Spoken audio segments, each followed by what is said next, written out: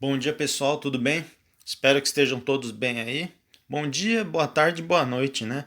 Para quem vai acessar esse vídeo aí mais tarde. Bom, semana passada eu passei um videozinho para vocês, um resumo, falando sobre os animais vertebrados, lembram? Peixe, anfíbio, réptil, ave e mamífero. Aí alguns alunos falaram assim, professor, fala um pouquinho dos invertebrados também, né? Que eles também são importantes, né? A grande maioria dos animais que estão aí no planeta são invertebrados, são aqueles que não possuem ossos. Então eu preparei um resuminho para vocês, aí, selecionei o material na internet. Então espero que vocês assistam esse vídeo sobre os animais invertebrados dessa vez, tá bom? Vamos lá? Vou trocando os slides para vocês aqui, tecendo alguns comentários, tá, pessoal? Tem imagem aqui ó, do polvo, escorpião, tem aqui as abelhas, né? Esponja do mar. Vamos trocar aqui, ó, bolacha da praia, estrela marinha, vamos trocar. Bom, as características dos invertebrados são animais sem coluna vertebral. Os mais numerosos são artrópodes, insetos, aranhas, escorpiões e crustáceos. Moluscos como caracóis, lesma, marisco, lulas e polvo. Lula não é o nosso ex-presidente, tá? Que é um animal, é um molusco. Embora algumas espécies podem causar prejuízos ao ser humano, inclusive em termos de saúde pública, muitas são benéficas. São usadas na indústria alimentícia, por exemplo. Existem descritas mais de 1 milhão de espécies de animais, pessoal. Deste número, 5% possuem coluna vertebral. São aqueles vertebrados que eu já citei para vocês. E olha só, 95% inclui os animais invertebrados. A grande maioria, quase todos os animais do planeta são invertebrados, 95%. Os invertebrados possuem peculiaridades estruturais, terminologia anatômica especial e distinta classificação. Todos esses fatores tendem a exagerar as diferenças entre os grupos e a ofuscar as semelhanças funcionais, estruturais que resultam de modos similares de existência e das condições similares do ambiente. Os mecanismos de alimentação desses animais estão intimamente relacionados ao seu modo de vida, que pode ser fixo ou séssil. Fixo, eles não conseguem se locomover pelo ambiente. O séssil, eles já têm uma movimentação, uma liberdade de movimentos. Alguns apresentam patas ou podem se arrastar, nadar, flutuar. Seus aparelhos digestivos podem ser completos ou não. Podem retirar oxigênio da água ou do ar. Vivem em todos os tipos de ambiente. Sua alimentação varia bastante, podem se reproduzir de forma sexuada ou assexuada e alguns também são hermafroditas, ou seja, tem os dois sexos, eles são macho e fêmea, tá? Vou trocar de slide. Os principais grupos de animais invertebrados: poríferos, selenterados, plateumintos, nemateumintos, anelídeos, moluscos, artrópodes e equinodermos. Então, esses são os principais grupos aí de animais invertebrados que a gente tem no planeta. Vou falar um resuminho de cada um, tá? Anotem aí, peguem a canetinha, anotem aí, hein, pessoal. Poríferos ou esponjas. Quem já assistiu o desenho Bob Esponja? Ele não é uma esponja para lavar a louça, como alguns alunos me perguntaram uma vez. Ele é um animal marinho.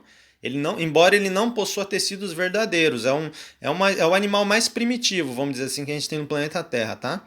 As esponjas surgiram há cerca de 1 bilhão de anos.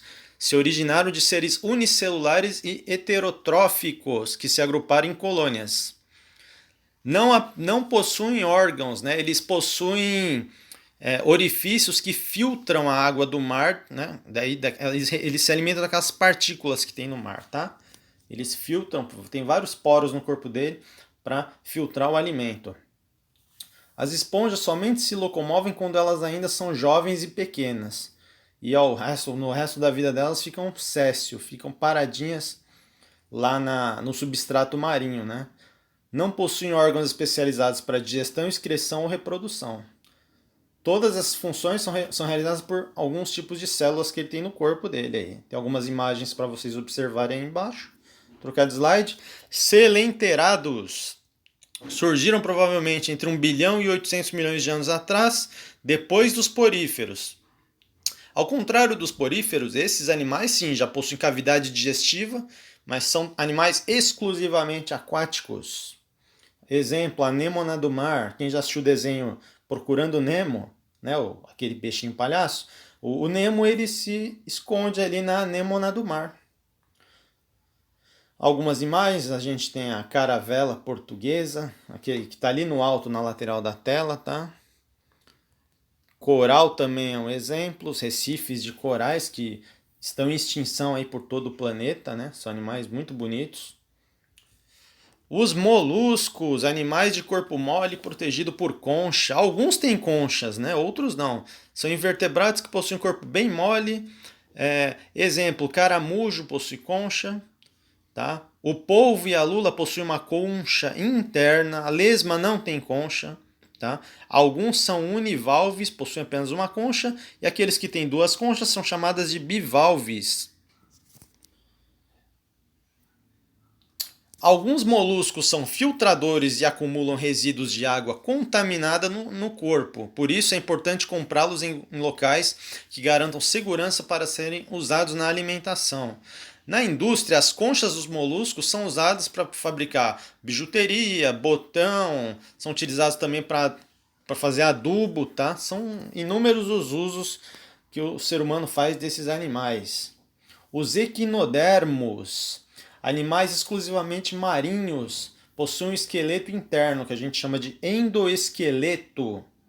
Tá certo? Estrela do mar é um exemplo, ouriço do mar. Uma curiosidade da estrela do mar é que ela pode se regenerar.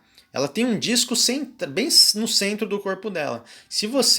Quantos tentáculos tem a estrela do mar? 5. Se você fatiar essa estrela em várias partes, desde que esse corte pegue o disco central dela, ela tem o poder de regenerar os membros, tá? Nascem outros membros aí para essa estrela que sofreu uma amputação. Plateumintos, nemateumintos e anelídeos. Os plateumintos são vermes de corpo achatado, em forma de fita. Os nemateumintos possuem um corpo cilíndrico. Nemateumintos e plateumintos são aqueles vermes que causam problemas quando a gente consome uma carne de boi ou porco mal cozida, que foi mal manipulada aí, tá? Esses vermes se alojam no nosso sistema digestório aí e podem causar até a morte. Tá? Os anelídeos, como você tem a sanguessuga, a minhoca, né, que vive na terra, a sanguessuga que vive em ambiente aquático. Tá? Os artrópodes formam um conjunto mais numeroso de animais. Eles habitam os mais diversos ambientes aí, aquáticos e terrestres, pessoal.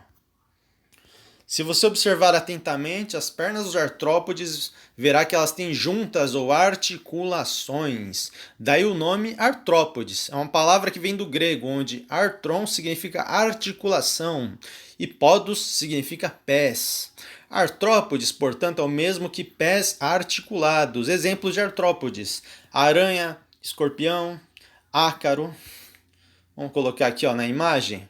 Alguns insetos, também abelha, formiga, possuem esqueleto externo denominado exoesqueleto.